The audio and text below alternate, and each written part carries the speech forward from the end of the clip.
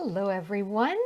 Welcome to our final module, Module 5 of Principles of Clinical Level Self-Care with David Crow.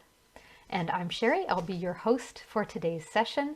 We warmly invite you to submit questions as we go through class through the Zoom chat. And that chat function, just as a reminder, is available at the bottom of your Zoom window. In a moment, it will be set to host only. Please do send your questions to me and I'll forward them on to David. And the only other reminder is that if for some reason the session should freeze up on you, or if you get disconnected, click the red leave button in the bottom right corner of your Zoom window. If you're on iPad or a mobile device, just tap your screen and leave meeting will appear in the upper left. Then once you've left the meeting, quit all other programs and apps that may be running and use the same link to reconnect with the session. All right, David, we are looking forward to our class with you, and we will miss you going forward, but I know you're going to let us know how we can stay connected towards the end of the class. So looking forward. Thank you. Welcome back. Thank you, Sherry, again.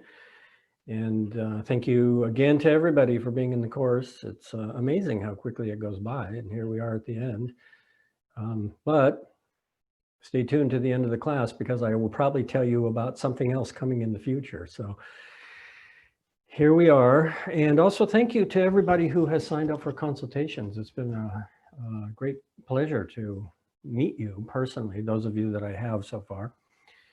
And let's proceed. We have a lot of material to cover. Oh, I will mention that any questions that come in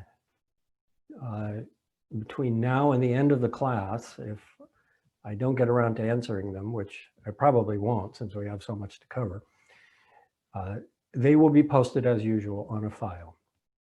And we will send out an email probably over the weekend letting people know that it's posted. So as always, I answer everybody's questions. So let's get started here. And I decided to go on a little tangent here because unfortunately, the news about the pandemic is not good. It is raging. And I have been receiving a lot of emails from people asking my opinion about different things on YouTube and asking, which I appreciate that people are asking for my opinions, but I think that it's a good opportunity to talk about critical thinking. And there's a few points. I put together a simple outline here. And so I'm going to go ahead and put that on the screen share. And it's a highly charged topic, actually. That's what the internet seems to do, is to amplify our confusion and emotional outbursts and reduce our civility. But there's some really interesting things that are happening around the information about COVID that I think we should consider specifically, because it's kind of a different genre of information and misinformation. And so it's got some unique characteristics that I thought I would point out. So I'm going to go ahead and put this on the screen, and you can see here, it's very simple, but it actually means quite a lot to consider these things. So I'm calling this Critical Thinking Guidelines for Navigating COVID-19 Information on the Internet. Now, the reason that I put this together is, first of all, because a lot of people are asking me, what do you think of this guy? And what about this information over here? And things like that. And well, first of all, I'm pretty busy. And second of all, it doesn't take me long to get a sense of what this is all about. Now, the new genre of information that's coming out is really intriguing because a lot of it is coming from really credible people, okay? And there are medical people and there are scientists. And a lot of the information that they are talking about is actually important information. But what is happening in a lot of these presentations is that there's a certain amount of misinformation that's mixed in with it that is questionable, and it influences the overall outcome of what this information means to people, okay? And so this first point here is about that. Am I being influenced by appearances of credibility? Now, the reason that I mentioned this is because it has now become very clear to me, something I've known all along, but now it's totally clear to me, that just because you're a scientist doesn't mean that you have good sense. And just because you're a doctor doesn't mean that you understand virology or even epidemiology either. So there's a lot of credible people, and this is something that we need to be very careful about, because the more appearances of credibility, the more people are going to tend to believe things. And that's what I'm finding very disturbing about a lot of this information. I'll give you one example. I don't want to go off and start naming names and talking about these different subjects. I'm going to keep this really short and very dispassionate and just really pure information here. But I remember a really clear incident of this abuse of credibility. A couple of years ago, there was a movie going around on YouTube, and somebody sent me a link and said, "What do you think of this?" And I watched the thing, and in this movie, there was a medical doctor who was trying to convince people that it was okay to take essential oils internally. And he was actually demonstrating, I'm a medical doctor and I am taking essential oils internally. This means it's safe. I mean, he actually came out and said that. He said, I am now going to consume these essential oils internally. Well, I don't know if there was a follow-up to that movie or not, but I wouldn't be surprised if he has gastritis by now. But when I saw that, I mean, obviously this essential oil company that was behind this marketing had recruited this guy in the medical field to basically say this, you see. So there's an agenda. And that's closely linked to point number 2. And this is something that we already know. It's very simple from previous discussions about navigating the internet. It's the products, the selling of products and the marketing of products that loses objectivity. And in my opinion, it also discredits credibility to some degree, and in some cases, quite a lot.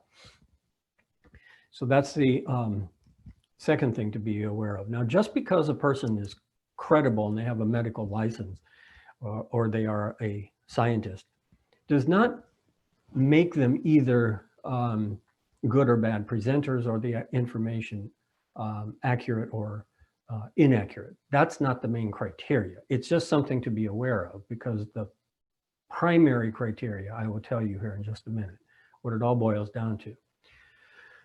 But here's an interesting question that I have started asking the people who are sending me these things.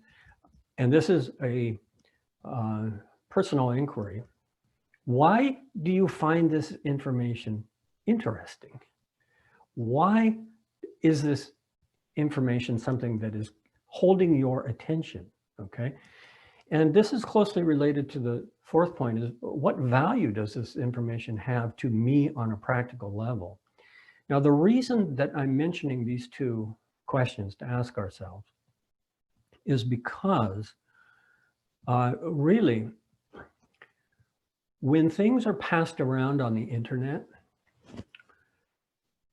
and people click on them and they get involved, it's kind of like a mental virus is being passed around, because it's grabbing people's attention and people are starting to follow things that are purely on a mental level, okay? It's information for the mind.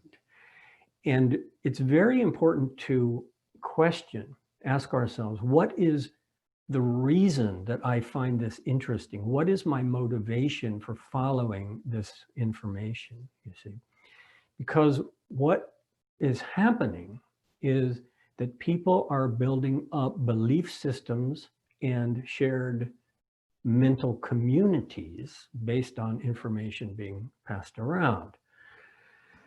Now, what value does this have on a practical level? And the reason that I'm pointing this out is because, for the most part, the information that's being passed around in YouTube videos and so forth, it ultimately has very little value for what we can actually do with it.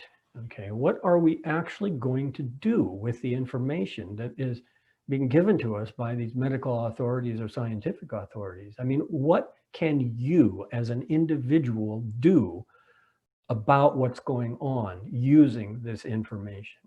Right now, this brings me to the last point, which is the ultimate criteria of whether I consider something valid or not, positive or not, supportive or not.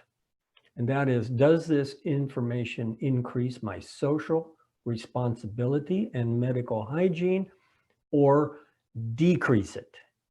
Now, the reason that I'm pointing this out is because a lot of credible people are saying things that sound really good scientifically and medically, but the end result of their message is discounting the seriousness of the situation or encouraging people not to act more responsibly, socially or medically. And if that is happening, then it's going to make things worse. And all we have to do is look at the current numbers that just came out yesterday, 250,000 deaths in the United States. And I know, we all know, that a significant number of those were preventable, and a significant number of those happened because people connected with these networks of this kind of group mind, this kind of information being passed around, and they didn't ask these questions. They didn't ask, is it credible? Okay. It didn't ask, why do I find this information interesting? They didn't question why they were believing it, okay? They just started to believe it because it sounded like something that they should believe. And they didn't realize that it has practical consequences if the information is misleading. All right, enough of that subject. I hope that you found that simple guideline. I'm in the process of just articulating these things for myself because I'm, we are all being confronted with, I think it's fair to say, a kind of collective mental disturbance, which is normal under the circumstances of being highly stressful. But the internet, social media is really making the whole thing like this gigantic echo chamber that's very, very confusing and amplifying a lot of things that obviously are not moving us in the right direction. So anyway, thank you for bearing along with me. I hope you found that maybe interesting, maybe helpful. Okay, now let's go ahead and jump in and look at some of the things that we need to review here. And now we're going back to a few things left over from Module 4, then we're going to continue into Module 5. So what we covered last week, we talked about the preliminary practices to create optimum conditions for using a home pharmacy. And we talked about some things that have to do with detox and rejuvenation. And let's see, where did we leave off here? A separate second point here, sorry, I'm a little distracted with my notes here. We talked quite a bit about the role of the family in the healing and talked about some of the traditional cultures, and that's where we left off. And then we started to move into the types of herbal preparation, standard dosages and frequency, storage and shelf life, and so forth. And we did cover the herb preparation file, which is there. And I also gave you an essential oil safety file, which we didn't cover. I just brought it to your attention. I just want you to read that. We don't have to spend time on that. But now I'm going to answer several common questions here very quickly, just go through this. A very common question in people putting together their home pharmacy: how long do herbs last? Well, it depends on the form of the herb, and the dry herbs are not going to last as long as tinctures. That's really the most important piece of information. But it breaks down more specifically, and it doesn't really have that much relevance overall, except in a few specific applications. Now, the reason that the shelf life of dry herbs is important is because there are so many products that you are going to find that are in capsules. They're powdered, but they are in capsules. Now, if they are powdered and they are in capsules, you don't actually know how old they are. So that's a question. And this question is also related to the cost effectiveness of herbal medicines. So I articulated this on the question and answer sheet. Many people are asking, what about this company? What do I think about the quality of these products? And in a couple of cases, the reason that I stated that these formulas are good, this company is good, but it's not that, it is probably not really that great. The main criteria that I have for judging a company at that level is if all of their products are in capsules that are made from powdered herbs and then put inside a bottle, which is then sealed, which is then put inside a box, which is then sealed, then what you're getting are ground herbs that were ground who knows how long ago, okay? And then you're getting a whole lot of packaging. Now, the reason that I think this is important to consider is purely from the standpoint of economics and you know, saving natural resources, because you can find the freshly ground herbs, relatively recently ground herbs. A pound of the powder is about the same usually as one of those bottles of the formula, okay? And so that means that if you are planning on taking the formula for a period of time, instead of buying several bottles of these formulas, all you have to do for the same price basically is just get the ingredients, and you're going to have a lot more. And it's going to be, and this is the most important thing, you're going to know when the herbs were ground up. So that's a very common question that comes in a lot. And it's just a practical thing about your home pharmacy. Now, to continue on with how long do the herbs last? Well, it depends on the herb also. So the flowers and the leaves are going to basically lose their potency sooner. You can keep them stored, especially out of sun and out of heat.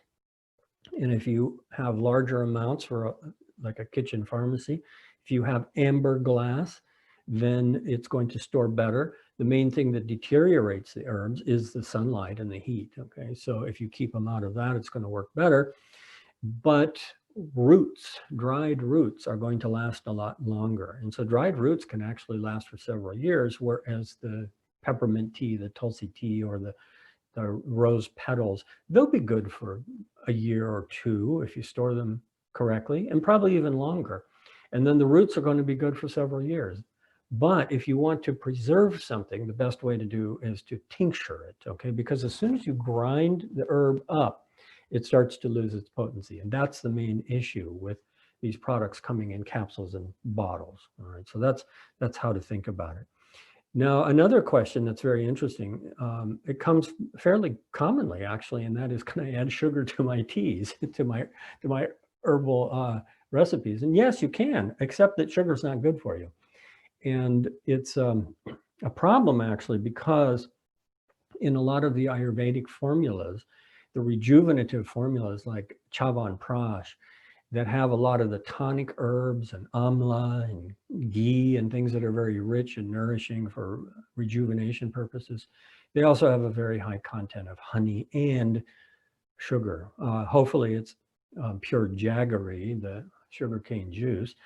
but that's not good for our blood sugar. And so I've really moved away from that line of Ayurvedic types of formulas and preparations.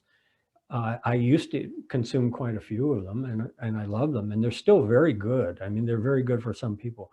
But in general, now it's really important for everybody to really think about the role of sugar and minimizing it. Okay, and it's part of the whole sensitivity with grains and carbs and brain fog and gut-brain axis and gluten and all of those things. All those issues all combined together. So sugar, well, my suggestion is leave it out. And if you really need it, and if you're accustomed to having a teaspoon of honey every day and you don't have any blood sugar issues, then fine, it's not going to damage the tea. It's okay. So that's my answer to that. And here's another interesting one. People want to know about preparing the herbs and then freezing the tea, or this has come several times with ginger, actually. And the reason, I guess, is because maybe people don't always have access to fresh ginger at the store, and so they buy it and they freeze it. And there's actually been some long conversations about the chemistry changing by putting the ginger root in the freezer and what happens to the essential oil content and all of that. And my suggestion was, let's not get overly concerned about these kind of things. I don't think that freezing ginger root damages it or anything like that. Freezing essential oils is something else, but it's not anything to really worry about. Some people do store their essential oils in a freezer, and I don't think there's anything terribly wrong with that. But those are just a few things that that people are concerned about. And let's, if anybody has anything specific, you can go ahead and put it in the chat, and I will include that in the list of answers. But now there's one thing that is really important that we didn't touch on last week, and so we're continuing on here. And I did mention it, but I just gave it to you to look at, and I didn't actually cover it. So now I'm going to cover it here, and that is the times of administering the herbs. And for those of you who have been in past classes, you've seen this, or you've seen a version of it. And this actually is really important. This is fundamental to herbal medicine. And what's interesting is that it's not really very sophisticated in herbal medicine. It's kind of a general guideline that's used, but I learned from my teachers of Ayurvedic and Tibetan medicine that the time of day that you take the herbs is really critical. It's really important. And the reason for that is because there's a biorhythm of motility that's happening on a 24-hour basis. And our digestive tract is in a totally different condition first thing in the morning than it is, say, after lunch. And if we don't understand that biorhythm, then we may end up putting herbs in to the digestive system at a time when they can actually cause problems. So this is based on the teachings that I've received from various Ayurvedic and Tibetan sources primarily, because they have it figured out. And it's not an exact science either. It just follows some simple principles. And so if we understand these principles, then it also helps to become more sensitive to the biorhythm of the digestive tract. And this is the next thing that we're going to look at here, is how do we actually safely experiment with herbs and become sensitive to what they're doing? And that's closely linked to taking them at a specific time for a particular purpose, meeting the biorhythm of the intestinal tract, as it were, supporting it, working with it, as opposed to working against it. So taking herbs at the wrong time, too soon after food or other herbs, or with the wrong accompanying vehicle, okay, that means that we shouldn't take something with milk unless it agrees with milk and milk agrees with us, okay? It can reduce the effectiveness and cause digestive problems. That's the reason behind this. Now, first in the morning. So first in the morning, when we first get up, is a really good time to have some spicy aromatic tea like ginger. And the principle behind this is that it the digestive system, first in the morning, can be a bit stagnant. And that stagnation manifests for a lot of people as there's no appetite until late morning or even early afternoon. But taking some aromatic tea will actually start the activity of the digestive system in a healthy way. There's also things that people do that are mildly bitter, like a little bit of aloe vera juice in water, or sour. A very common thing is lemon juice, okay? And the lemon juice stimulates the liver detoxification, and it stimulates the digestive secretions, okay?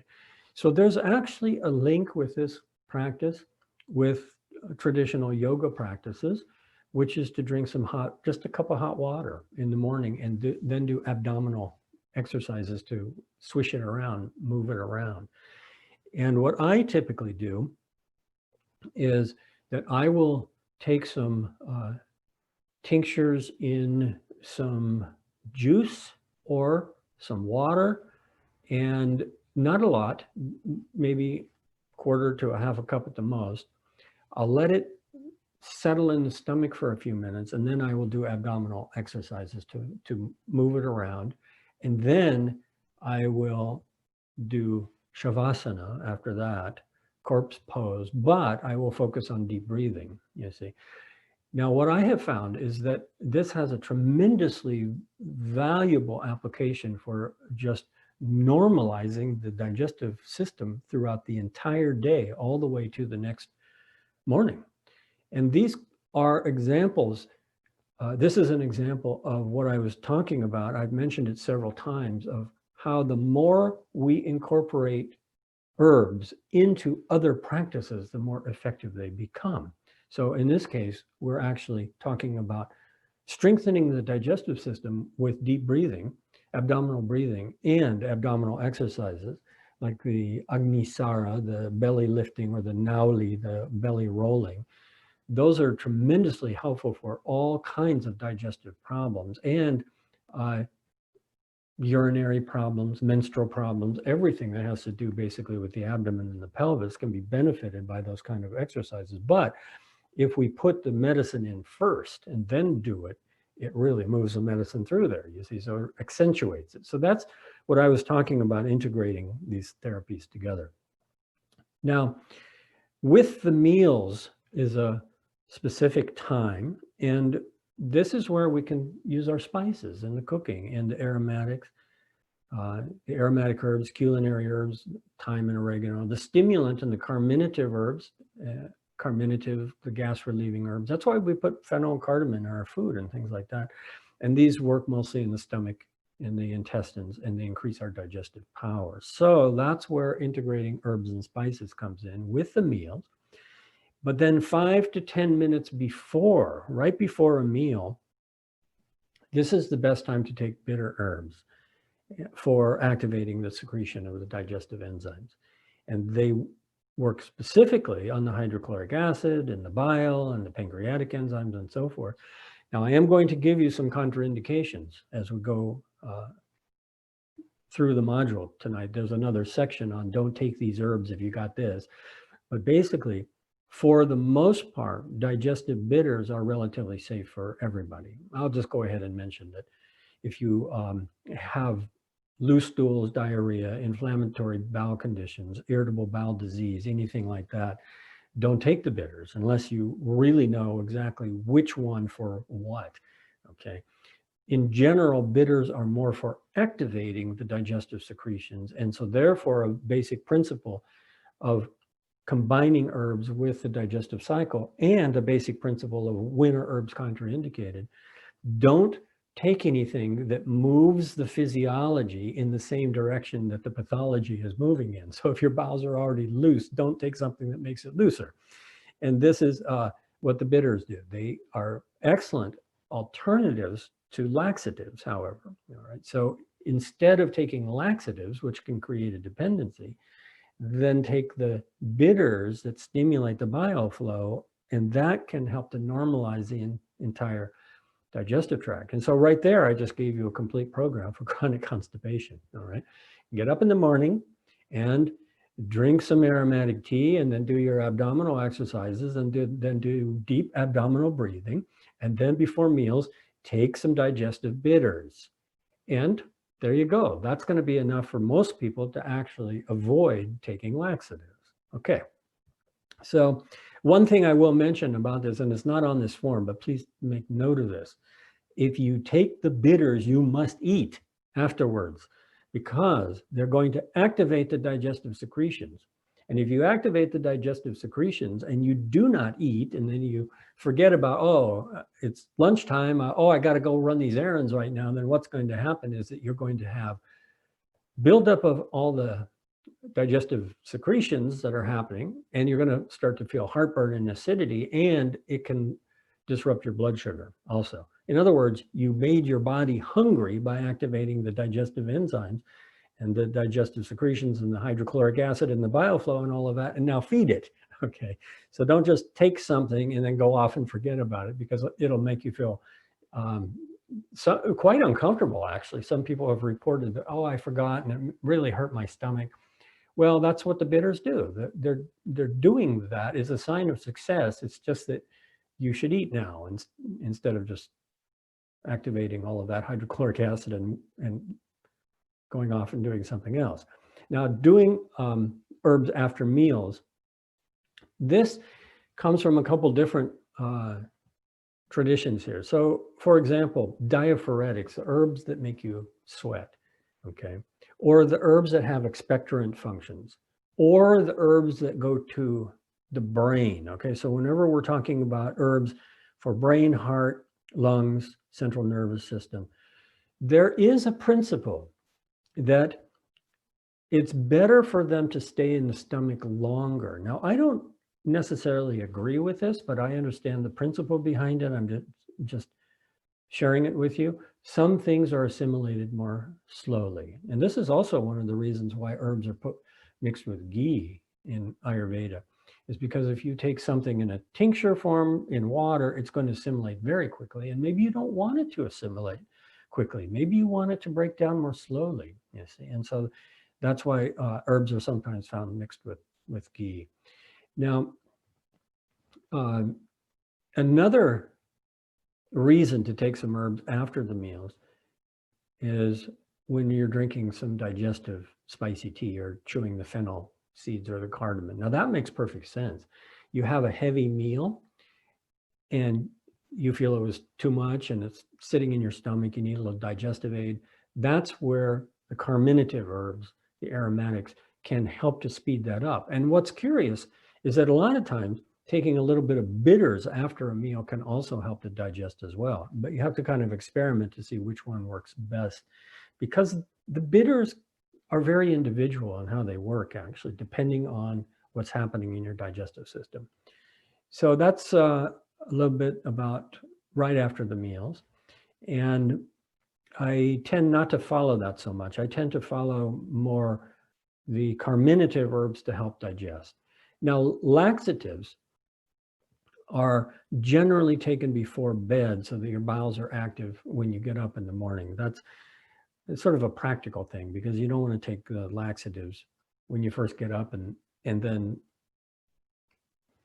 you're stuck in traffic somewhere.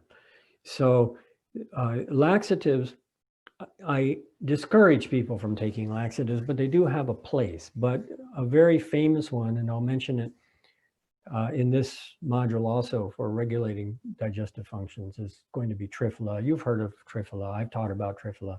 Everybody knows Triphala, famous Ayurvedic mild bowel tonic laxative. And this is best taken at night before bed. And it's also interesting because you can brush your teeth with it. It tastes terrible. It's all grainy. It's just a bunch of dried fruits. But it's very effective, actually, for treating gingivitis and for dental and oral hygiene. So you can brush with the Triphala, and then you can just rinse the mouth with it and swallow it down. Typically, a quarter teaspoon is good for low level maintenance. Half a teaspoon if you need to move the bowels A full teaspoon if you're really constipated and really need to get it going, okay? But otherwise, it's better to use the bitters before the meals. Then, with or between the meals, the nutritive tonic herbs, these are the adaptogens. And those of you who are doing herb programs that I have given you, you know that I'm a big fan of taking the tonic herbs and the adaptogens in some hot cereal in the morning. It has a really nice effect because these types of herbs are actually foods, okay? Bitters are not foods, but adaptogens are foods. The medicinal mushrooms are foods, okay? Astragalus is a food, okay? We don't think of it that way, and we can't eat the root because you may have seen the Chinese root. It's like a tongue depressor. It's a sliced fibrous root. You can't eat it. You can't eat dong quai root. You can't eat a lot of these things. You can't eat a reishi mushroom.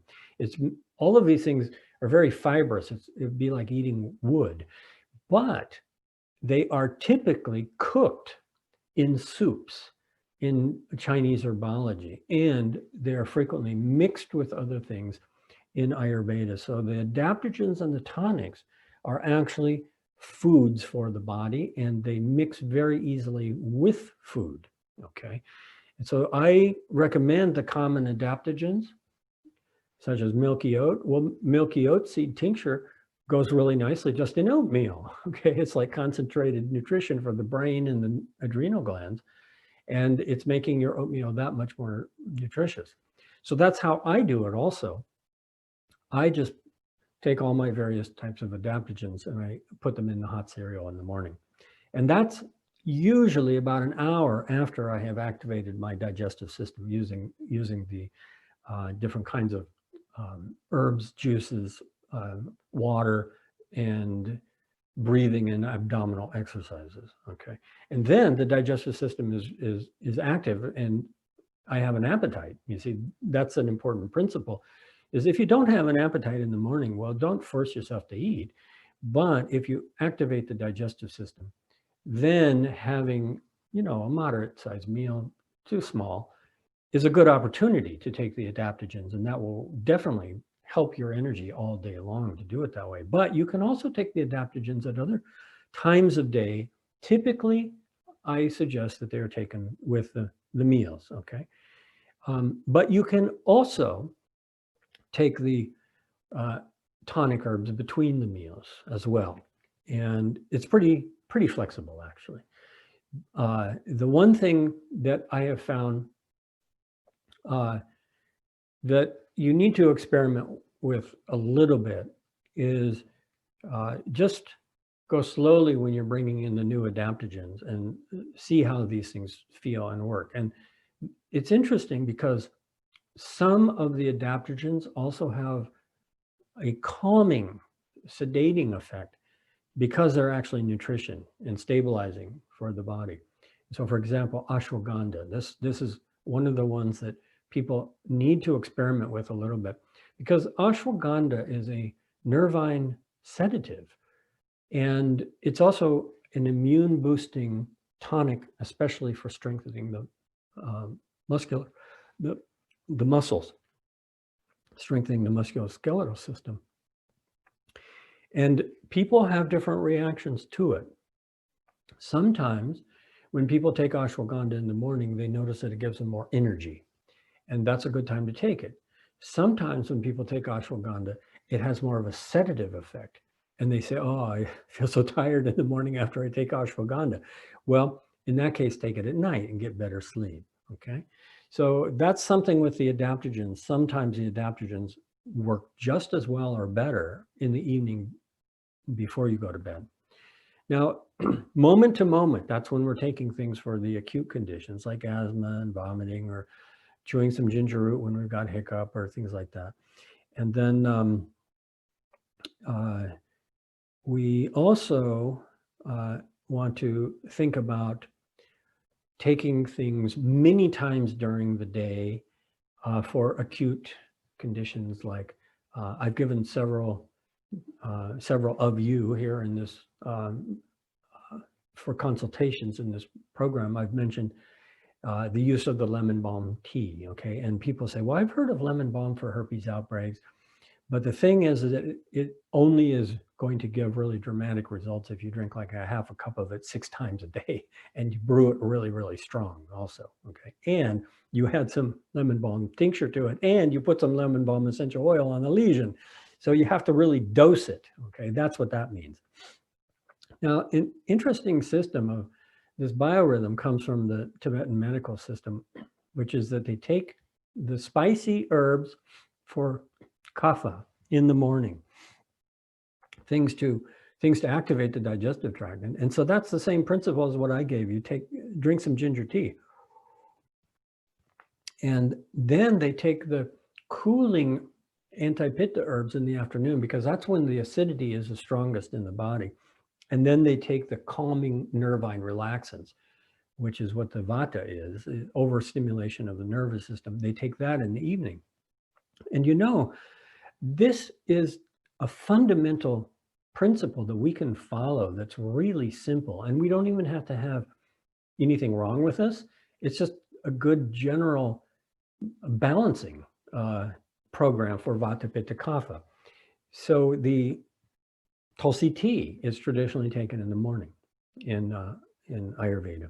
So take the Tulsi tea in the morning. And then what are you going to take for pitta in the afternoon? Well, you could take a little peppermint tea in the afternoon. That's cooling. And then in the evening, you could have chamomile tea. You see, it's like, that's how simple it is. So chamomile relaxes the nervous system, calms the vata, and the peppermint cools the heat, and the ginger and the tulsi reduces the kapha. Now here's something, and this depends on the individual product. If you're taking herbs in pill form, especially if they're really hard, grind them up or chew them up, okay? Because sometimes people they take several of them and they sit in the digestive tract and then suddenly they're releasing and breaking down.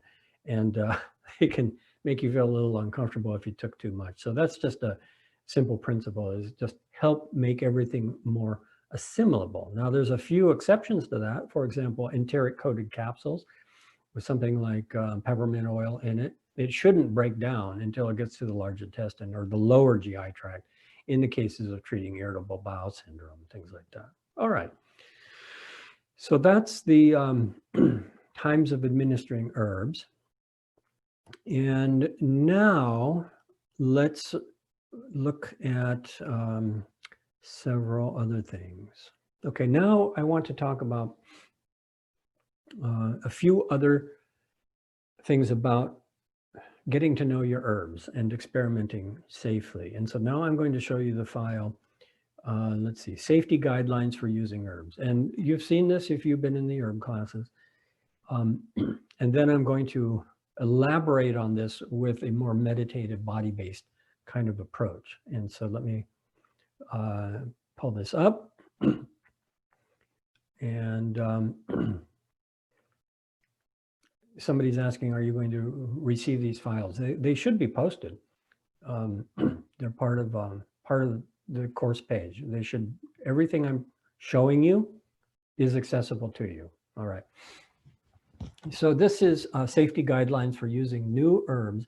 Most of this is just common sense. And if you're familiar with the herbs, don't worry about it. If you know your body and you know your digestive system especially, and you know your food sensitivities or allergies and so forth, then you already have a good start on this. But a lot of people, they don't know these things, and they're not really tuned in yet to paying attention to the body, and they're not familiar with a lot of things other than just a bad diet. And so their body isn't really giving them accurate feedback yet. So let's just go through this. Number one, just start with one herb only, unless you're already familiar with it, and just see what it does. Now, one of the principles here is give it some time. Okay, just give it time and watch over a 24-hour, 48-hour cycle, and start with a low dose. Okay, of an herb. It's in a tincture, capsule, tablet form, and just take it according to the dose that's recommended on the product, but the lower side of it, okay? And take it for at least a week if you're sensitive. Okay, now a lot of this is very conservative for beginning herb consumers, okay, herb users. And the standard dose, and you received this on the file from last week also, is 1 teaspoon dry herb per cup of hot water for things like tulsi and chamomile and mint and things like that. Now, point number 3 is very important, and it's amazing how many people don't follow this. Stop using it if it isn't agreeing with you. A lot of people just keep on going, and part of that is actually being fraudulently promoted, especially with essential oils. The big thing was, oh, it's a detox reaction. Okay, well, that's not what a detox reaction is. A detox reaction is not that you start feeling worse because you've just started something. A detox reaction is that you feel worse because you stopped doing something. Okay, that's the main distinction. So you drink a pot of strong low-grade coffee every day and you stop, you're going to have a headache. Okay, that's the withdrawal symptoms. You know, you're coming off an antidepressant. That's the withdrawal symptoms. Okay, detox happens when you stop something that your body's accustomed to or habituated to. Adverse reactions from taking something that doesn't agree with you, that's different. Okay, now if you have a history of inflammatory symptoms in your digestive tract, be very careful. And that's one of the main principles I'll talk about next, is what do we do if your stomach complains about these things?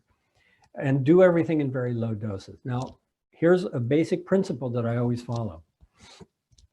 You can listen to highly qualified experts, and you can study all the herbs, and you can do all the research in the databases, and you can do all the things that we've talked about doing to become a clinical level self-care practitioner. And you can then start an herb, and you can be very, very educated about that herb, and you can start it in a low dose. And all of that information means nothing if your stomach doesn't like it. Okay, so the principle that I encourage people to think about is do all that homework, approach it very conservatively, study everything, but the stomach is the ultimate judge about this. And here's the thing that's complicated with this, is that there are so many things that the body needs in other systems. Musculoskeletal herbs for inflammation, or neuroendocrine herbs to balance the hormones in the nervous system. So many things that the body needs. But in order to get the herbs to those systems, it's got to go through the stomach. And if it doesn't go through the stomach comfortably, then stop everything and treat the stomach until you can get it to assimilate things. So that's the basic concept. All right, now, if you are on medications, you should get some second opinions. You should get some support with it. Just general rule here, but you can do your homework. You can understand it, but you also should work with your doctor, as we have talked about in the last module. Be aware of potential herb-drug interactions, and a few of the most important are kava kava, St. John's wort, and ginkgo, but I'm also going to give you a file next on that. Don't take alcohol with the herbs, other than the alcohol in the tinctures, and it's especially important with kava. But here's another reason: if you're sensitive to alcohol, then don't use it, okay? If you have a history of alcoholism, if you're allergic to it, you get really bad reactions. Just don't use it. Make water infusions or take the herb in powder form. That's a very basic rule. And don't take herbs while you're pregnant or nursing without specific guidance from a trained practitioner. There are real basic important things to know about this, and it is also a specific area of study. A lot of it is just common sense. And then here you already know basic prescription for essential oils. Just use them safely. Okay, so that's a little bit further information. And now let's go to a really important concept here: how to safely experiment with herbs using clinical self-care methods. Okay. So let me put this on the screen here.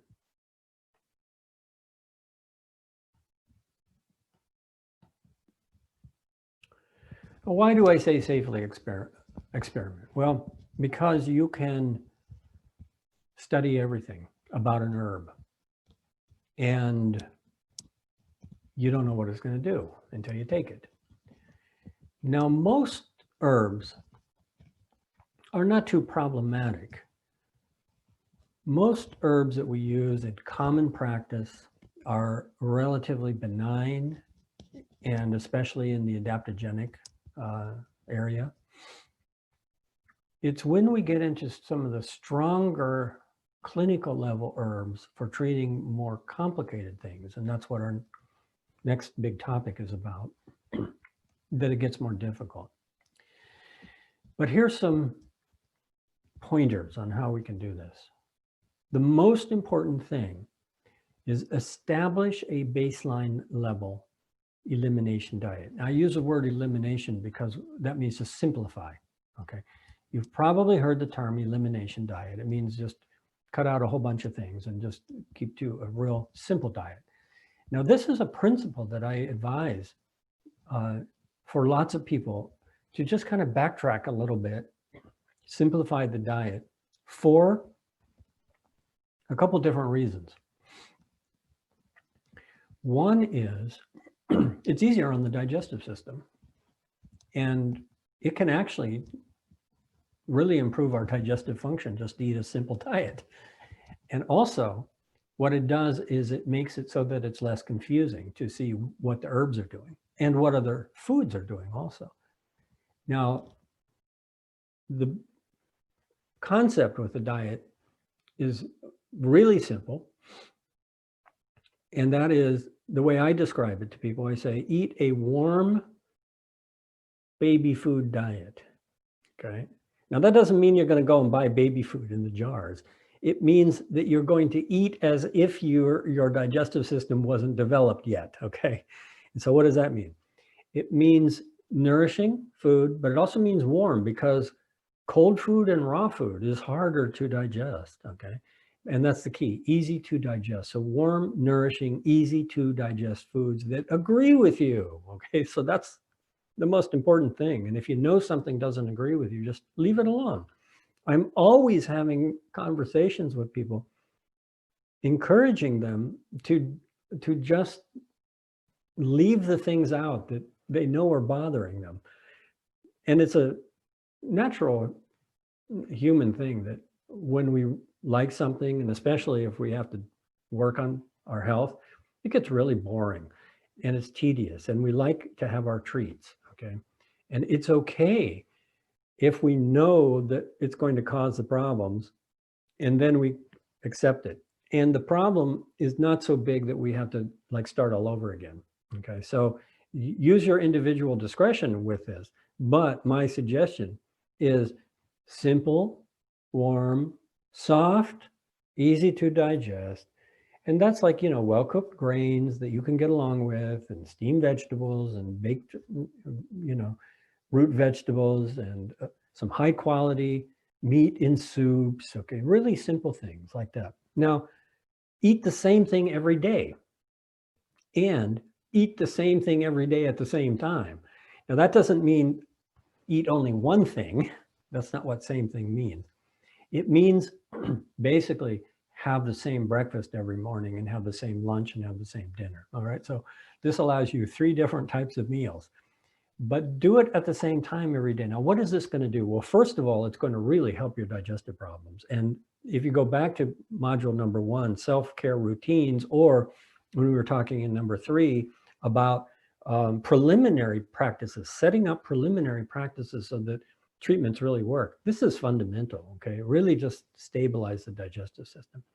Now, part 2, study the herbs, okay? Identify the actions that it will probably have, understand what it can be used for, study any contraindications that it might have, any herb-drug interactions that might be relevant, and just avoid the herbs that could be too strong for you. That's all.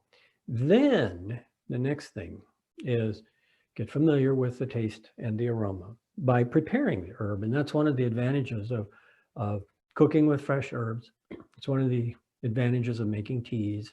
It's one of the advantages of even using tinctures, because you can put the tincture into teas and you can put the tincture into hot water, and you can taste it and you can smell it. Okay, so become familiar with it. This is a program actually of reconnecting with nature. And that's really what we're trying to do here, because plant medicine is receiving and using the intelligence of nature that's in the plants and nourishing ourselves with that intelligence that's going to act on us physiologically. So the more we know the plant, the more it will be something we can use as needed. Now, this is a very different approach than a lot of clinicians have, because a lot of clinicians are using herbal medicine in a very allopathic way. And I've mentioned that before. It's just, oh, turmeric, anti-inflammatory. It's not really like that. It's a completely different way of relating to nature, to the food chain, okay, and to the medicinal plants as part of the food chain. And so therefore, we think in terms of tasting it, smelling it, feeling it, and start with one herb only, adding it to that baseline diet. You will then notice within 24 hours the addition of that herb to the digestive process, okay? And so if it's too spicy, you'll notice it the next morning, okay? If it's too drying, you'll notice that the stools are drier. If it's too laxative, you'll notice that you might have to get up early. These kind of things will start to become very apparent. But do this after you have stabilized the digestive cycle with the elimination diet for about a week or so, okay? Then use the herb mindfully. And I gave you a whole list of things here, various physiological reactions that it can produce. So just observe the primary symptoms. Why are you taking this herb, okay? Are you taking it for GERD? All right, well, notice the effect of the diet first, and then notice if you're taking licorice on top of with the diet as the first herb, how does that licorice feel? Monitor the symptoms carefully. That's what you're looking for. The main reason we're taking herbs is because we want to get rid of something. We want to get rid of some unpleasant sensations. We want to get rid of the unpleasant sensations. And by doing that, we will be replacing them with pleasant sensations that indicate that the inflammation is coming down or the function is normalizing and so forth. So in treating our condition, we relate to the condition through the physical feeling of it, okay? There's findings, of course, that we can monitor in the blood and all that kind of thing, but the way that we treat ourselves with herbs that's most effective is to actually follow them very carefully throughout the day in terms of what did that do to that symptom, okay? Then go to the digestive system. What happens? Is there dryness in the mouth, or is it moistening to the mouth, okay? Does it cause comfort or discomfort in the stomach and the upper GI? Or does it increase your appetite, or does it suppress your appetite? Does it change the consistency of the stools and timing of the bowel movements? I mean, watching these things in the body will make you very aware of your body. And in that sense, what we are doing is kind of like going to a Vipassana retreat where we're spending all day long paying attention to our body sensations. We're using herbal medicine to become increasingly self-conscious, consciousness of self, self-knowledge, okay? Now, further in this list, and there's endless things that I could have given you in this list. This is very abbreviated. I cut down this list to 6 or 7 points out of 3 pages, okay?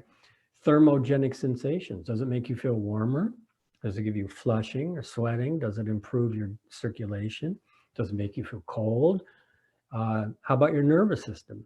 Does it have a stimulating effect? Do you feel awake and alert from it? Or is it more calming? Does it make your musculoskeletal system more tight? Does it give you improved concentration and memory? What does it do to your sleep cycles? And sort of related to all of this, both with digestion and nervous system, is what is it doing to your moods? Okay, now when you are really aware of what herbs do, you will notice that, oh, this had this effect on my mood and my mental state. And then later it had a different effect, because a lot of times as we are digesting herbs, they have a preliminary effect and then a sort of a residual effect. Okay, so this is a very important aspect to follow also. And then watch what it's doing to your heart. And this is especially important for those of you who are having cardiac issues. You might be on blood pressure medications, okay? Some of you, I have encouraged you to monitor your blood pressure on an ongoing basis so that you can go in and have an educated and informed conversation with your cardiologist about reducing your blood pressure medications, okay? So when you are in that situation and you're taking herbs, it's really important to watch, because sometimes the herbs can lower your blood pressure and sometimes they can make them go higher. Or sometimes they don't do anything at all. It's just that your blood pressure is already unstable and you need to monitor it. So in a certain way, just paying attention again, it's just another exercise of self-awareness, all right? Now, gradually bring in more herbs. I was theoretically talking about, you do all that with one herb, okay? But you can do that with 2 herbs and 3 herbs and just test them. And you got 2 choices here. One is that you can test one herb for a while and then stop once you know what it's doing. The other is you can add one herb to your baseline program and then add another one, okay? Because once you have added it to your baseline program, you know what it's doing. And if it's helping you especially, you don't have to stop. Just stop if it's causing any kind of discomfort. But if it's the right herb, you're using it correctly, you should actually be feeling better from the baseline diet and that one herb, and then go ahead and add another and see how that works. And so one of the approaches that I give to people is rotate through things, okay? I give a home pharmacy prescription instead of an herbal prescription. Instead of saying, take this product and this product, I say, get these herbs, line them up in your kitchen, and then every day take 1 or 2, but rotate through them. And that way you will actually become familiar with a whole range of herbs. And if you are familiar with the whole range of herbs, then you will know what they do, and then you can use them as you need them based on what your experience is with them. All right. Now here's some important principles of dosages and length of time. Now we're already moving into the final topic, which is how we deal with complicated situations. And this thing that I just finished about the safe experimentation. This is especially important in more chronic and complex kind of situations, okay? The more chronic and the more complex a condition is, the more it is required that you safely experiment with herbs before bringing them in. And the reason for that is because your digestive system will be more reactive and more sensitive. It will probably be more inflamed. You will probably have more food allergies and sensitivities, and your entire system will be more reactive, okay? So this process here, this outline to follow these stages, is really important if you have things like autoimmune conditions or Lyme, okay? Or you are on chemotherapy for cancer. And these kinds of things make it necessary to have a good herbal program, but it also complicates using an herbal program. Now, some people have these conditions and they don't have extreme sensitivities to foods and herbs, and that's great. Other people don't have complex conditions, and they do have sensitivities. So it doesn't necessarily correlate, but in general, the more complicated the condition is, the more reactive the body is, and the more important it is to follow these guidelines. So the next part of this, excuse me,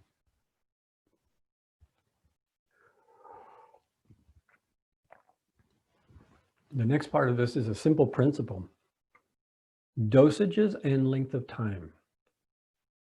And a lot of people ask, this is another common question, how long can I take this herb?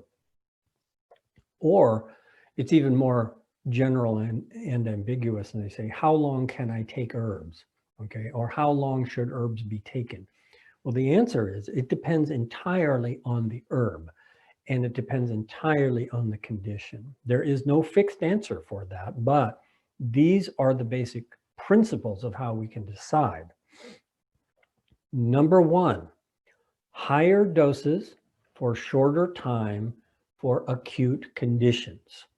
Okay, so I gave you the protocol for the lemon balm. 6 times a day, half a cup of strong tea. You can put in a half a teaspoon of lemon balm tincture with that if you want, or you can just do one or the other, but it's really, really strong if you do it that way. And put the lemon balm essential oil on the lesion, all right? Now, you don't want to take that level of lemon balm for weeks and weeks, okay? That's something you want to take for about 3 or 4 days. And that's for an acute condition. You're hitting it hard because it's an outbreak. Now, here's another very important principle. You would like to know the effects of doing something like that in advance, okay? Because that program that I just gave you, if you had never done it before, then it completely contradicts what I just told you about go slowly, okay? And so if you don't know how it feels to consume a half a cup of strong lemon balm tea with half a teaspoon of the tincture in it, my suggestion is try that a few times, get familiar with how it feels. And that's going to be beneficial because lemon balm is good for herpes, whether it's dormant or not. And it's also going to tell you, do you have any adverse reactions to taking that level of that herb? Now, almost nobody has adverse reactions to lemon balm. It's so mild and it's so safe that it's regarded as a major herb for children, okay? So it's the principle here that's important, because it's better to know what something feels like before you have to take it in a higher dose. I'll give you another example. If you have an intestinal infection and you have treated it in the past with something like Golden Seal, and you know that that's helpful, okay? But you also know that this thing flares up occasionally. Well, you would like to know what Golden Seal feels like in the digestive system. And it doesn't feel great. That's the problem. It doesn't feel very good. But you would like to know what it feels like before you actually have to do it. So get familiar with your herbs. If you have a condition where you know you will be using it at a higher dose for something acute, we can prepare in advance to treat things, okay? Asthma attack, for example. Know what the herbs feel like that are really good for reducing the severity of an attack. Okay, so higher doses for shorter times for acute conditions. The opposite is true. Lower doses for longer times for chronic conditions. Okay, so therefore, if you are treating an autoimmune condition, if you are treating Lyme, if you are treating things that are complicated like this, one of the problems that I see all the time is that people are being given herbs that are too strong at too high a dose for too long. And it's creating the same kinds of problems as taking too many medications. So if you have something complicated and chronic, just slow down, okay? Slow down, work on it gently over a longer period of time so you don't end up stressing your body and weakening yourself further, all right? The main thing that's happening with a lot of really heavy bitter herbs, antimicrobials, for Lyme especially, is that people are getting weakened by the herbal programs in conjunction with the allopathic treatment. Slow down, give your body a rest in terms of the digestive stress of the herbs themselves. So lower doses for longer time for chronic conditions. And here's something directly related to that. The more bitter the herb, the shorter the time.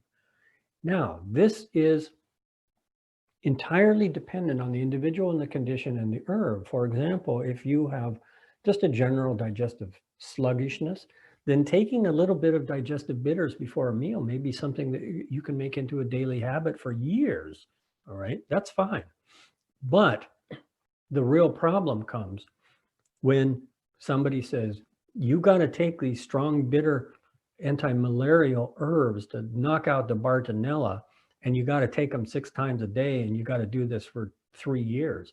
Well, by the time you get 2 months into this, your stomach's going to hurt all the time. Okay. So the more bitter the herb, the shorter the time. The sweeter and the more nourishing the herb, the longer time. So get familiar with milky oat seed and American ginseng, these kind of things that you can take in with your hot cereal, and you can take these for the rest of your life. Okay. It's going to be all right. Stronger the physiological effect, the shorter the time. The milder the physiological effect, the longer the time. All right. So those are some principles there. And I hope you found that helpful. Now, let's go ahead and look at something else that's very important here. Let's talk about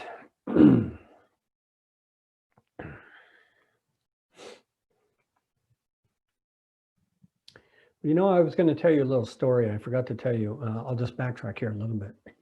And this has to do with getting familiar with the effect of the herbs. So I gave you a list, pay attention to the digestion, pay attention to this, pay attention to that. And I forgot to mention one of the most important ways to do this, and that is sit down and meditate after you take the herb. So first, you're fixing the tea. Smell the herb, taste a little bit, fix the tea. Then sit down and become relaxed and very attentive, mindful and present. Sip the tea, really taste it, really smell it, and really feel it, okay? This makes herbal medicine a meditative practice. And the story I wanted to tell you about was the founder of, or the patriarch, the discoverer, the mythological source of Chinese medicine was a character, Shen Nung. Shen Nung is called the Divine Farmer, and Shen Nung was an actual person, but what he did was became mythology. Okay, he became a divine person in Chinese culture, and he developed a lot of the agricultural methods that were used in China, and he also made huge contributions to herbal medicine. And the way that he did it was he tasted the herbs that people didn't know about. And, that's a dangerous occupation. But he was attributed with having psychic powers. And the psychic power, one of them, which he was attributed with having, was the ability to see inside his body. And this is both a mystical thing and also a metaphorical thing, and it's also a real thing, because we all have the ability to see inside our body. And it's something that we can, it's something that's happening to us all the time, actually. We just aren't aware of it. And so when your joints are complaining, you're actually perceiving inside of your body. It's just that you're not seeing it to the level that he was seeing it, but we have the ability to go into the sensations to such a degree just from feeling that what happens is that the feeling level of information actually starts to become visual information. And apparently in his case, his meditation power was so great that he actually perceived his body as being transparent. Okay. And this is actually a specific meditation practice also, is dissolving the solidity of the body in our own awareness, making the body just, it's returning to the level of awareness that the body is prana. It's just, the body is energy, okay? And we can return to that state of awareness. And if we are meditating that the body is not substance, that it is actually prana, and then we drink the tea, then we're going to perceive what the tea does to the prana. And that's very close to what Shen Nung was doing. Apparently, when he would taste these herbs, he would either already be in the state or he would go into meditation and his body would be transparent and he would eat the herbs and then he could follow what the herbs were doing. He said, oh, this herb is really acting on my gallbladder. So we can do that. All right, where were we? What was I talking about before Shen Nung? Let's see here. Let's talk about herb-drug interactions. Okay, now this is a very important part of the discussion about more chronic and complex things. Okay, and it's a big subject. We could do weeks and weeks on this, but it's not really that complicated overall. I will give you just a few simple ways of approaching this. All right.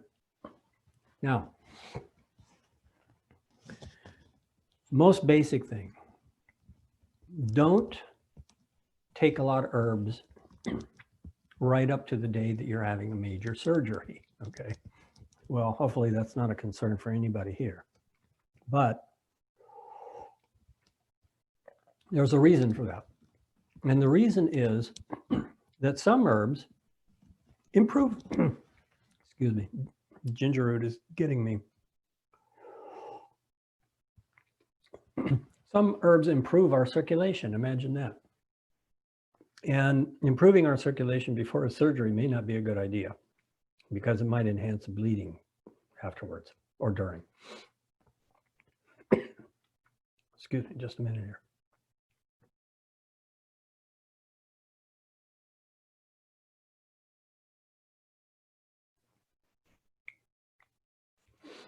I can see the ginger root stuck in my throat. All right, now, the reason that this is important is not really medical. The reason that this is important is mostly political, okay? And the reason why is because there are times when we don't want to mix the two systems, natural medicine and allopathic medicine. There are times when we just want to let the doctors, surgeons do what they have to do, okay? And we should have clear boundaries around that, not overlap them. And this is really about the only place where I say, well, you should just stop all herbs because otherwise they're really safe. Even in the majority of cases where people are taking medications. But I recommend this purely for one reason, and that is don't give the doctors any reason to blame you for any complexities or adverse reactions, complications. Just don't give them anything, okay? So my general suggestion is stop everything a week before a surgery, okay? And that's, some people debate about that and they say, well, I took things right up to the surgery and everything was fine. Okay, that's good. I tend to be very cautious when it comes to these kinds of things. Now, when it comes to herb-drug interactions, it's a big concern for a lot of people, but I tend to be very cautious in very specific areas and then not overly concerned about it in general. Now, the reason for that is because most herbs don't interact negatively with medications. And one statistic that I heard when I interviewed Paul Bergner, who's an herbal researcher and educator, and he's an expert, very highly knowledgeable. He said that a recent study had come out showing that somewhere between 40 and 50 million Americans take herbs with their medications every day. Okay. Now, obviously, this is not causing a huge amount of problems because otherwise it would be in the media. And at the same time, we should know some basic things about it. So there's a few fundamentals here. Number one, there's a small group of herbs that are problematic when you are on medications. And I'll show you those. Other than that, it's not that serious. There's actually far more danger drug-drug interaction than there is herb-drug interaction. That's really epidemic levels when people bring in the drugs and they interact with each other. Okay. Now, there's also food-drug interactions. And some people have heard this recommendation or the prescription from the doctor. Certain drugs, they say, don't drink grapefruit juice because it interferes with the liver pathway, detoxification pathways, and it'll get rid of the, I can't remember if it gets rid of the drug too quickly or it causes it to stay in the body too long or whatever. But food and drug interactions is also a concern. But here's the thing that's really interesting, and you've heard me say this before, and that is the majority of herb-drug interactions are actually positive and they have great potential. And their potential is that they can complement the medication so that a lower dose can be taken and the side effects can be minimized. All right, so that's where medicine is going, actually. Now, let's look at a couple of things here. And I'll just show you a resource. We've already looked at this. You already know this site. And I've been delving into this site a bit more because it seems really user-friendly. It's very straightforward. This is the drugs.com website. And they have quite a bit of interaction information here. And it's just really easy to find it. So let me go ahead and put this up here.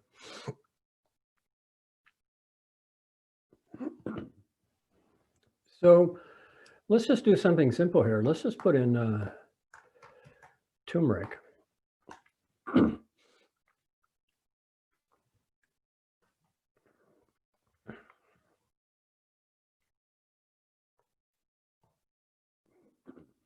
Okay, so let's look at interactions. A total of 85 drugs are known to interact with turmeric. 45 moderate drug interactions, 40 minor. Well, I couldn't find those, but let's look again. Oh, I see. Okay, they have them marked here. Let's look at some of the moderate drug interactions. Where is it? Well, all right, let's look at one of the ones that's marked.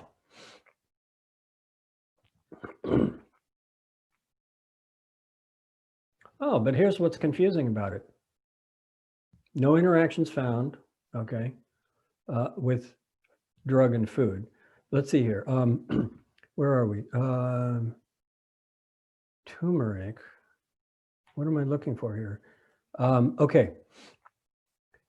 Consumer information. Okay, so this is this medication here. I don't know who thinks up these names. Can somebody pronounce this for me? Plavix, okay, and turmeric. Information is for this minor interaction is currently not available. Now that's what you're going to see over and over again, is that if there is any reference to herb-drug interaction, it's either non-existent or insignificant. So here's a common one. Levothyroxine. No interactions were found between levothyroxine and turmeric. Okay, so we can go on and on with turmeric. We're not going to find much with turmeric, okay? And think how many people are on medications who are also taking turmeric. But now let's look at something else. Let's look at ginkgo, okay?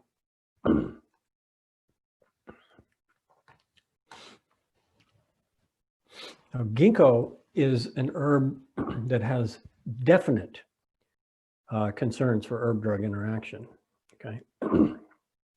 So let's look here, drug interactions.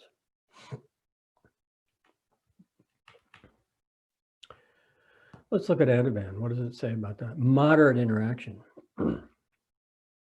Okay, some preparations of ginkgo have caused seizures, all right? Well, why? Because Ativan is working on the central nervous system, and so is ginkgo.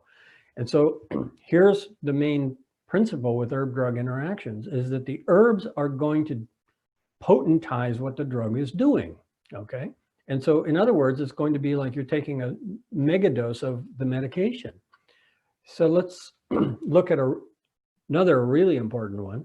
Let me see if I can find, okay, here we are, warfarin. So ginkgo is a blood thinner, all right?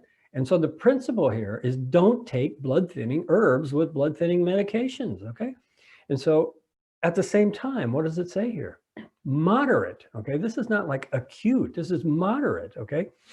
Ginkgo products have been reported to cause bleeding in some cases, and taking it with other medications that can also cause bleeding, such as warfarin, may increase that risk, okay? So there you go. Drugs.com, drug interactions. It's really simple, easy to use. And I have another file, and this is a quick reference guide. And I posted this. And this one comes from MediHerb, okay? Let me see if I can clear this.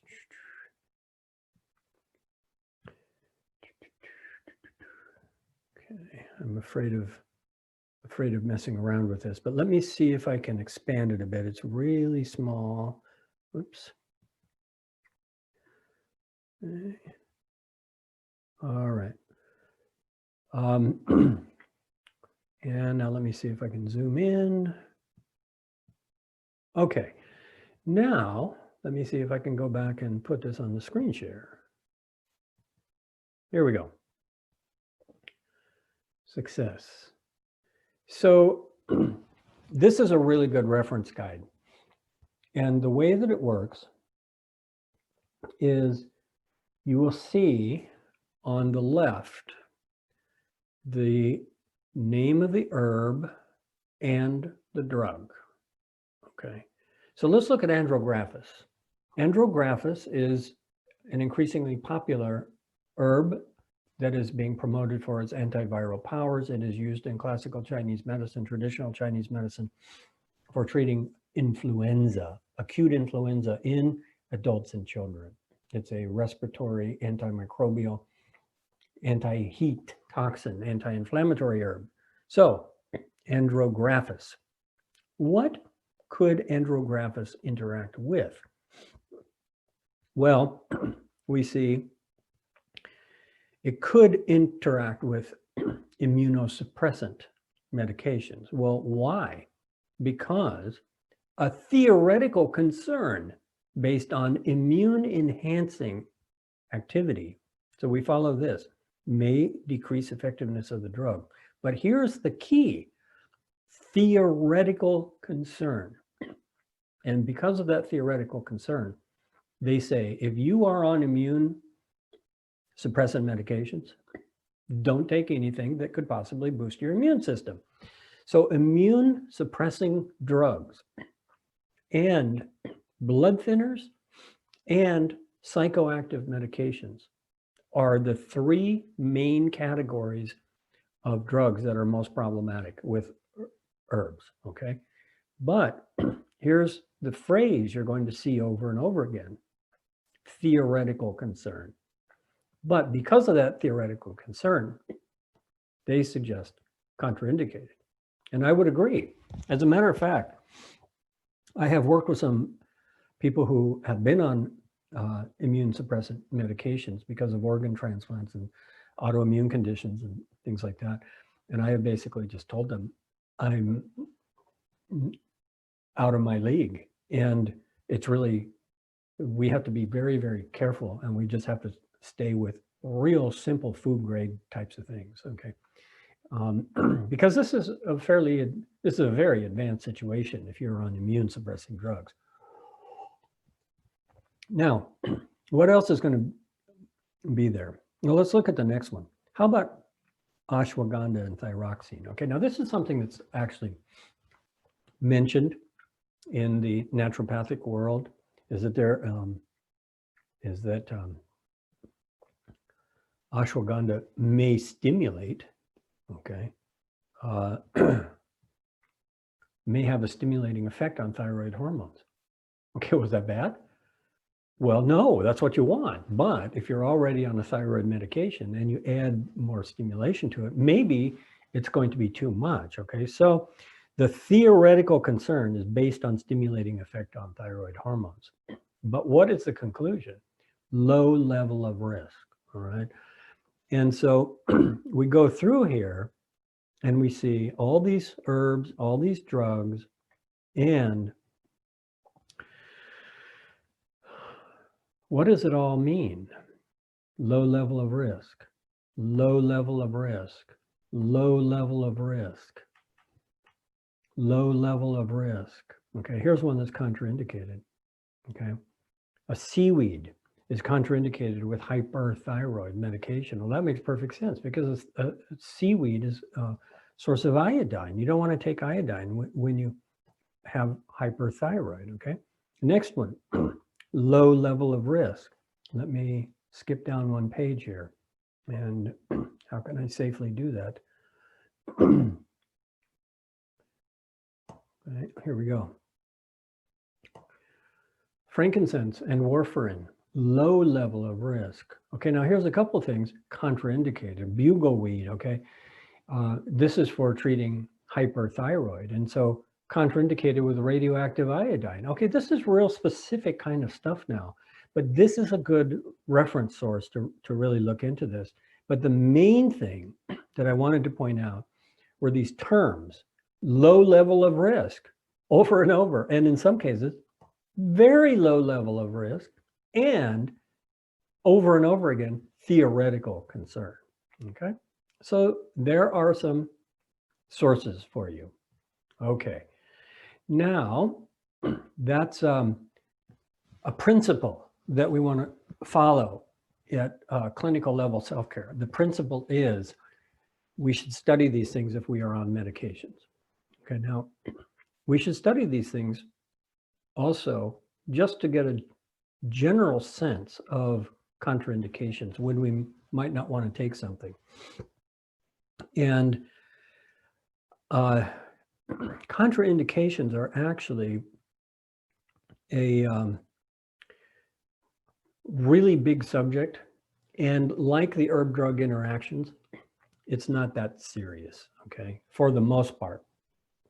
But here's the strategy that you can use. Just use these research websites before you start a drug. I mean, yes, before you start a drug, definitely. Read the information about the medication for sure. And before you start an herb, just research it. Just find out what it is supposed to do and if there are any contraindications.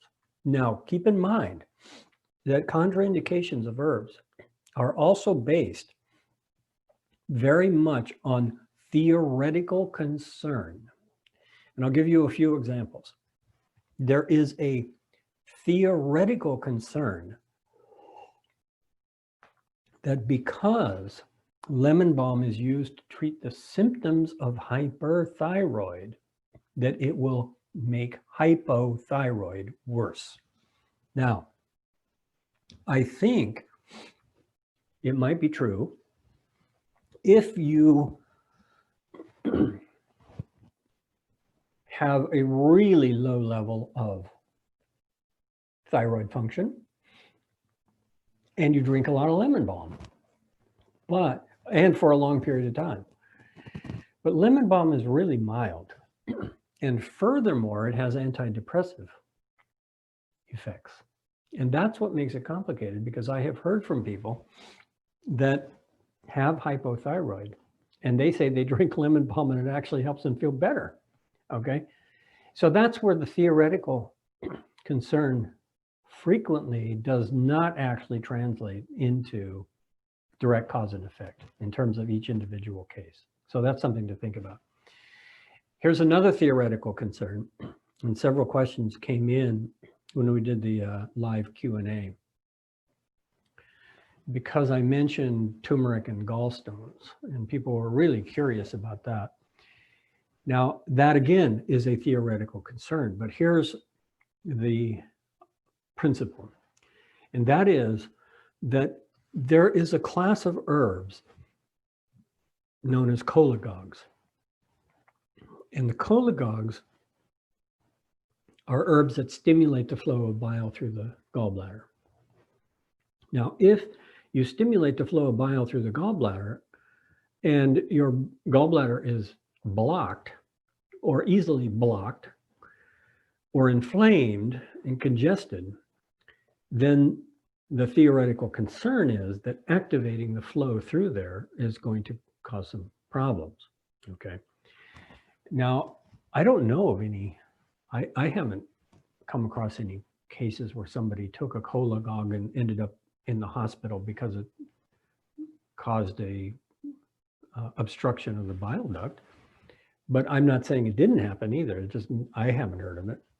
And that's the theoretical concern. But now here's the thing, is that cholagogues are also used to help clean the bladder out, okay? And so the idea is that if you use cholagogues, it can prevent the formation of stones by promoting healthy bile flow, okay? So how do we figure this out? Well, in order to do this right, you're going to have to get an ultrasound on your gallbladder and find out, do you have stones and how big are they and can they pass and all of that. And even then, you don't want to move them. You don't want to cause them to try to migrate, because even if they're small, it can still be damaging to get out of the gallbladder. And that's the big contraindication of doing that gallbladder flush technique, okay? Not only is it untrue that all those little blobs in the toilet are stones, it's actually potentially dangerous, okay, to flush the gallbladder if there's obstruction. Same theoretical concern. Because here's the thing is that stones can be big and the bile duct is tiny, okay? And so if you start forcing things through a channel that's blocked, it's going to be painful at least, if not theoretically dangerous. So what do we do then? Well, we, first of all, are going to have some basic information. And the basic information is that if you have a significant gallbladder issue, you're going to know it. You're going to feel it. You're going to eat some rich fatty food and you're going to be in bad pain, okay? And so with some basic diagnostic information, you will automatically know, okay, don't take strong bitter cholagogic herbs to flush the gallbladder. Do something else. And that's a problem because gallstones are not easy to get rid of, okay, at all. There's no herbal thing that will just dissolve gallstones and make them go away. So that's one theoretical concern. And that is a theoretical concern about turmeric. But now let's ask this. How many people have gallstones and they don't even know it? Well, a huge percentage of the population. How many people have gallstones and it's totally fine? There's nothing going on. Well, they're very common, they're very widespread, and for the most part, they're not causing any problems. And furthermore, people are still eating all kinds of rich, fatty food and heavy meat and drinking wine and having all kinds of fun. And so, you know, they're not worried about their gallstones. They don't even know they have gallstones. So is turmeric going to cause a problem? No, not in those kind of circumstances. Is turmeric contraindicated because of a theoretical concern if you have active gallbladder inflammation? Yes. That's how we have to kind of think about it. And why? Because turmeric is a mild cholagogic stimulant, okay? But in the meantime, is turmeric good for your gallbladder? Absolutely, it's good for your liver and gallbladder.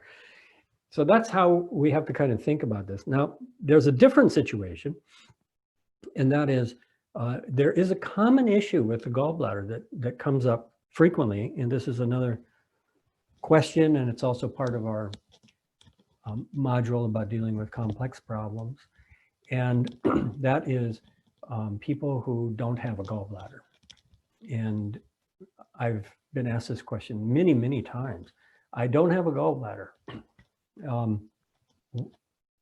Are there herbs that are contraindicated? Now, there's a condition that is not uncommon, and it is called post-cholecystectomy syndrome. In other words, there's an effect of taking your gallbladder out. Imagine that. And you take your gallbladder out, and then you can't, or the flow of bile is no longer regulated. It just is always sort of dripping into your small intestine. Whereas before, it was filling up the gallbladder, which would then empty it in response to fatty foods. And so what that does is that it makes it harder to digest certain foods because there's not enough bile when you need it, but it also makes it irritant to the digestive tract when you don't need it, okay? It's always just kind of going. And this is a syndrome that's recognized, and it's fairly common, actually. I think the rates are something like 20%, which is pretty high. And it causes abdominal pain, pain around the liver, indigestion, nausea, a number of other symptoms. And it also can cause a type of really acidic bile diarrhea. And in that case, bitters are contraindicated. And the reason for that is because bitters and cholagogues are going to cause more bile to flow, and it's already not regulated enough. So what you do then is you have to add something to the digestive tract to soothe that irritation of the bile. And that's where you think of things like licorice, slippery elm, and sometimes the aromatic teas can help. But basically you want to coat the digestive lining, and that can help to regulate the bowels and so forth. So that's a contraindication in one specific condition that I've heard about a lot. Now, we are running out of time. How does that happen?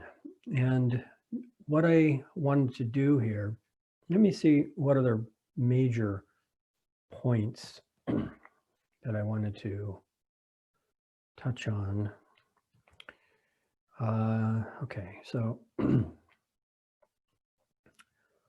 I think I have covered all of the main things. And what I'm going to do now is I'm going to show you some basic information, because one of the topics of this module was how do we deal with restoring the gut? Okay, now this is actually not specifically a topic for this course. This is more a clinical herbology topic. But because it is so common and there are so many problems that people are having, I put some files from past herb courses, herbs and formulas for upper GI inflammation, lower GI inflammation. Those are the main things. And then primary groups of herbs for the digestive tract. But before I open those up, I just want to cover a very fundamental principle. And I've already touched on this several times in different ways, I just want to reiterate it. Because in my opinion, this principle is misunderstood, misdiagnosed, and mistreated everywhere, both by allopathic and naturopathic medicine. And that is the principle of when do we attack the microbes or the metals, okay, or the toxins or anything. When do we attack and when do we protect and nourish and rebuild? Okay. And this is the fundamental issue with detoxification. Now in Ayurveda, which is a really good example of how to do this, detoxification is done gently, using massage with a lot of oil and steam with herbs and oleation in the nostrils and nosotherapy. And the idea is oleate the body, lubricate it, and that helps the toxins to come out. Drink ghee, lubricate the intestines, get the sesame oil all over the body, you know, for an hour at least, with heat and steam and sweating. Shirodhara, oil over the head. The idea is moisturize the body so that it can naturally, easily detoxify. This is totally different than just flush, flush, flush, okay? Strong cathartic treatment. Now, at the end of that, which can go on for a week or so, then they do a flush. But it's only done once, and it's done after all of these other gentle detoxifying processes that are also nutritive and nourishing, you see. So once that oleation phase has been going on for a week or so, you're really oiled. I mean, you feel totally different because of the effect of oil inside and out. And then you are given one dose of castor oil before you go to bed. And you wake up in the morning and all of that ghee and everything in there comes out.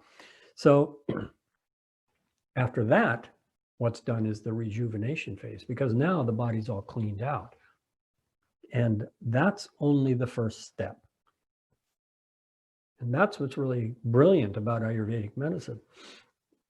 Here in popular herbal medicine, we have only one principle, and that's purge, purge, purge, flush, flush, flush, detox, detox, on and on, okay? And that includes all the antimicrobial herbs for Lyme. It includes all the chelation therapies for the metals. It includes so many things. And it's depleting. And after a while, it is hard on the digestive system. And it's also part of popular culture that people do regular flushes. They do take a lot of laxatives. They do a cleanse. They do these kind of things. And here's what happens is that people become dependent on these things to feel good, all right? And that's a real problem. We want to avoid that because you do it the first time and you feel good. And you feel good because if you're eating a really light diet, you're going to feel good because you're eating a light diet. It's less work on the body. Then you do a flush of some sort, you'll feel good because it's cleaning you out, okay? But then a lot of times people don't follow up with the right type of rejuvenation and renourishment. They just go back to bad habits. And that gets really hard on the body. And then what happens is that people get into a situation where the only time they really feel good is when they're doing a cleanse. That's not healthy, all right? So the principle is that we've got to really look at this whole attacking approach. And that's destroying the microbiome of the gut, because that's also antibiotic use over and over again is the attacking therapy. So I'll just open up these files because I realize that I just opened up a big topic that would take me 2 hours to explain. And so I'm going to quickly backtrack on this and just show you the files here that you can look at for future reference, because I wanted to leave everybody with something practical to do. And this is for irritable bowel syndrome. So here's some herbs that you can make as tea, okay? And then these are unique herbs that you can take as tinctures. And those of you who have been in herb courses before, you recognize this. And then there's irritable bowel disease, which is totally different. And that requires much more caution, but here's a list of herbs that naturopathic doctors are using quite a bit. And then here's a list of herbs for gastritis, GERD. This list here is sort of all encompassing for gastritis and GERD and irritable bowels and irritable bowel disease and syndrome and diverticulitis. Okay, then let's see. There's another file for upper GI, and